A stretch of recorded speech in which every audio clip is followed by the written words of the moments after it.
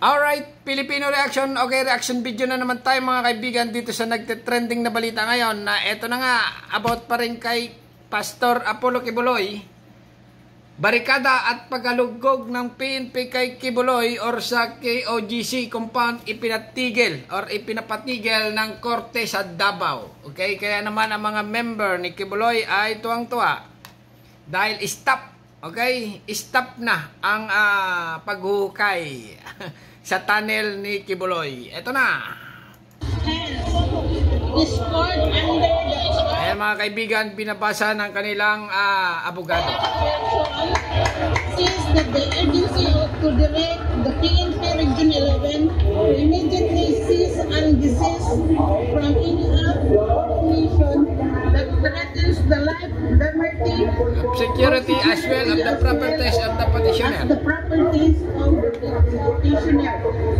The PNP is hereby ordered to remove all forms of barricades, barriers, or blockades that bar the access to and from the subject compound and hinder the petitioner's religious, academic, and proprietary rights and the pursuit of. Madam, nabubulol ka na. Okay? Ito lang ang maliwanag dito mga kaibigan na pinanigan ng korte sa Davao ang paghuhukay nga doon sa bunker. Okay? Yung 2,000 police ay pinapalabas na. Okay? Or pinapalis na. And members within the surroundings of the premises.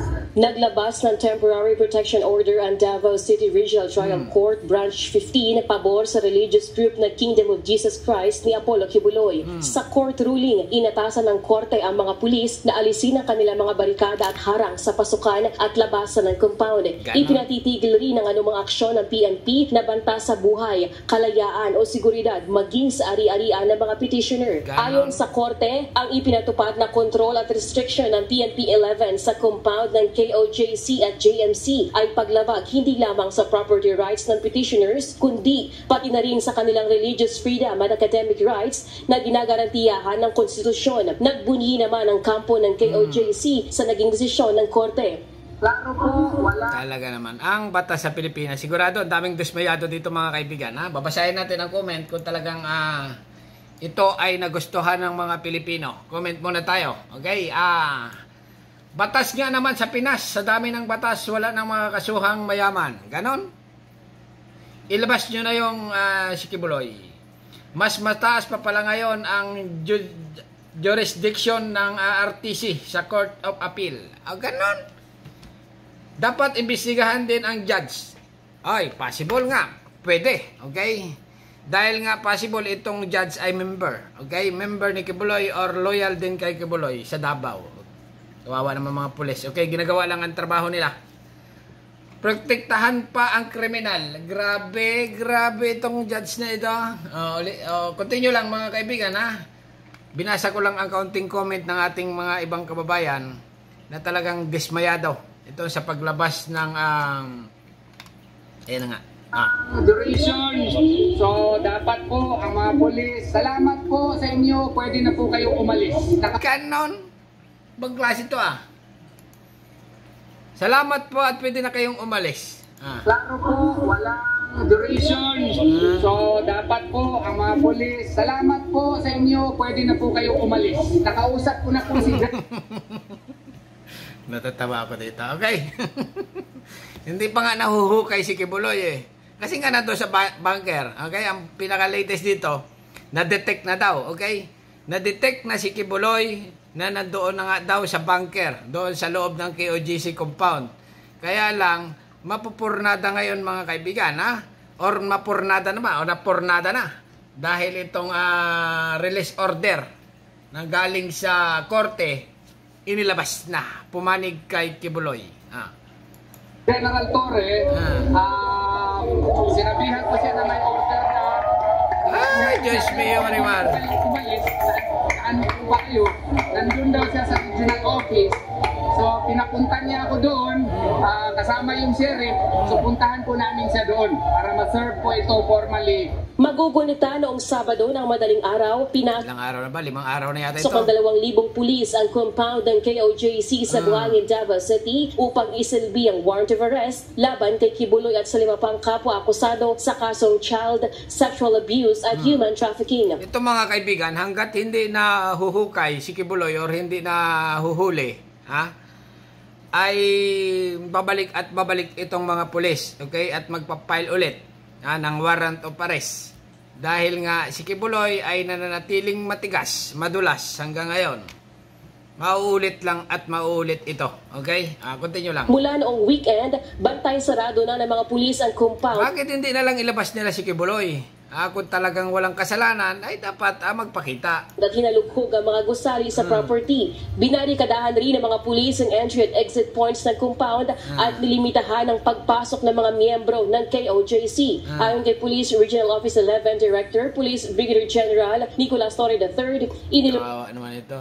Okay, si General, sigurado ito, magpapaliwanag ito mga kaibigan sa Senado.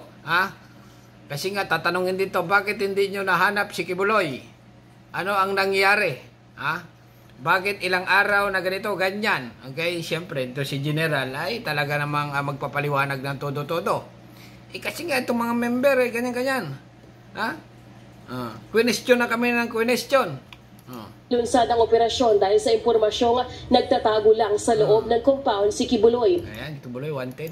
May reklamo ka, maghain na lang ng reklamo. Pero ngayon, papasok kami sa ayon sa gusto mo.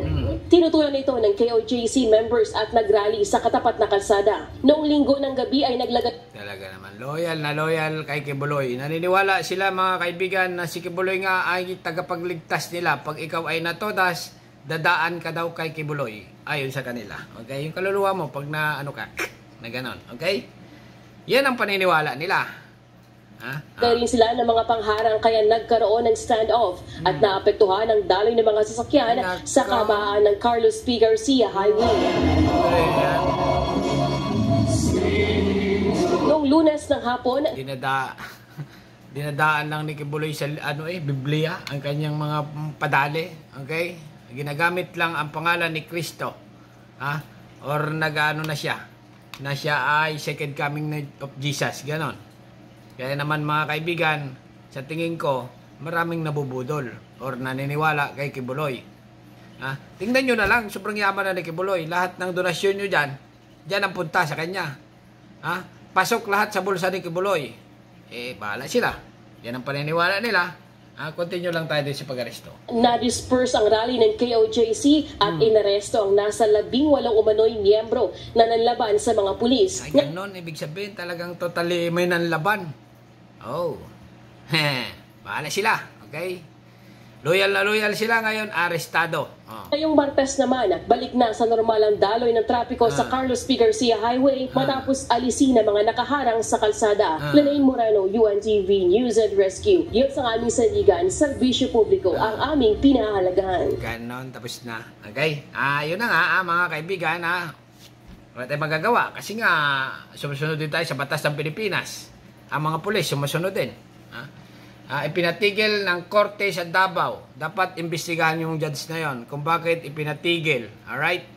Kasi nga, maka-question sila ng taong bayan na nakaabang sa buhay or life story ni Kibuloy. Bakit anong nangyari hanggang ngayon ay natiling si Kibuloy na matigas, madulas, parang igat. Alright, joke lang. Okay, hanggang dito na lang mga kaibigan. Nulit ko, Filipino Reaction. Nag-reaction lang dito kay Kibuloy. Na yun na nga, ito na ang nangyayari. Okay, subscribe my channel. Don't forget. Kalimutan ko magsalamin. Wala pala ako salamin. Alright. Subscribe. Thank you. Bye-bye.